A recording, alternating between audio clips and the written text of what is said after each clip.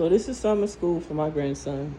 Every day we do a little bit of math, multiplication on this wall and division on the other wall. And yes, I teach my grandson old school, long division, which I believe is the best division you can teach a child until they learn their own way. Now, just from looking at that, he'll walk up and he'll know the answer, but what I'm teaching him is show your work. That's good, you know the answer, but you still need to show your work. Nowadays, people are teaching all these different shortcuts and all these different methods of what they believe will prove to be better. Okay, that may be so for some children because all children learn different. But I found that this long division helps my grandson, and he's pretty good. He's pretty good at it, and he's going into the 4th grade. And we also keep these old school flashcards around too. So, muscle memory is a beast. When you can remember stuff off of memory and you already know how to show your work, the child won't be all day doing math problems.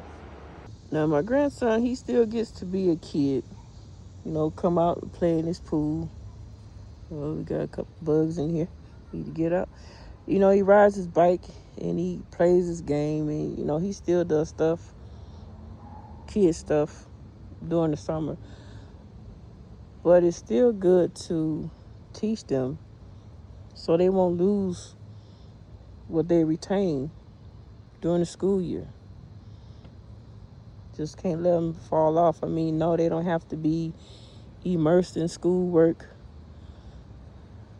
the entire summer. Oh, we got red ants out here.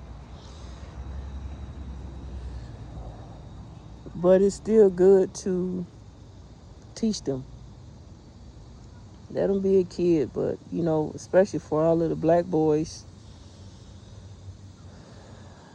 not much time is going to be taken up with them. So you can't expect the teachers to do everything.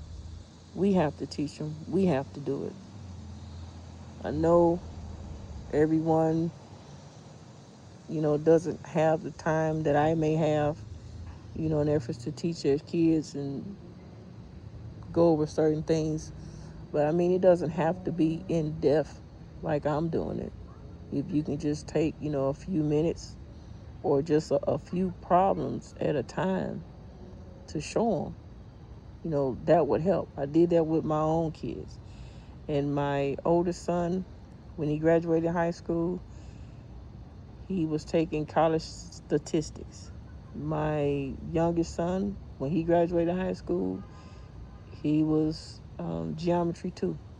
And I didn't go that high in math when I was in high school. I didn't like the way it was taught. So I only did the minimum math that I needed to graduate. When I got to college, I went further. So it's a lot of things, just small stuff that you can do to keep them in the know and in the flow of learning so that they won't struggle when they go back to school. I encourage you, let them be a kid. Let them do summer stuff. But still, just a little bit at a time. Reading so much a day. A few math problems a day. Some science stuff. Bring them out in the yard. You don't have to be all big and technical.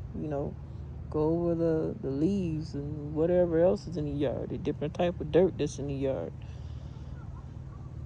Just small stuff. They'll pick up on it. They'll catch up to it. They'll catch on to it. So I encourage you to teach your children as much as you can. If you feel like you're inadequate enough, you can't do it, there's things online that they can do. ABC Mouse, Junior Adventures. It's another one. I had a couple of those for my grandson that he would do. If I was working from home, he would sit next to me while I was working, and I would, just look over to see what he was doing from time to time, if he was actually doing the work or just letting it flow through. But yeah, he was actually doing the work. So there, I mean, it's a lot of things out there. I mean, it's a bunch of stuff on YouTube that could help you as well. So I mean, just don't let your child lose what they retain from the school year and have them struggling going into the next school year. I just encourage everybody, just as much as you can. You know, if you haven't been, please start. It's never too late to start. And if you already have been doing it, please continue to do it. You know, just teach your child, teach your kids, teach your grandkids, whoever it is.